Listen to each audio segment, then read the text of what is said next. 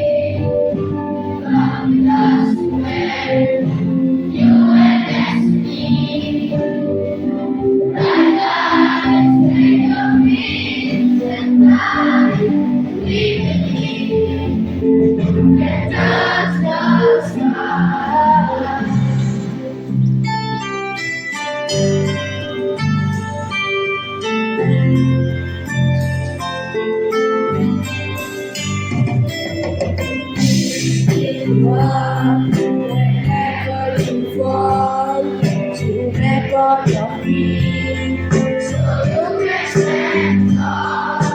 If you ever lost and haven't found your way back home, you will always be alive. In the darkness will be your guiding stars and take you where you want to go. God made us through the light that you see. Come with us when you are destiny. Rise up, spread your wings and fly.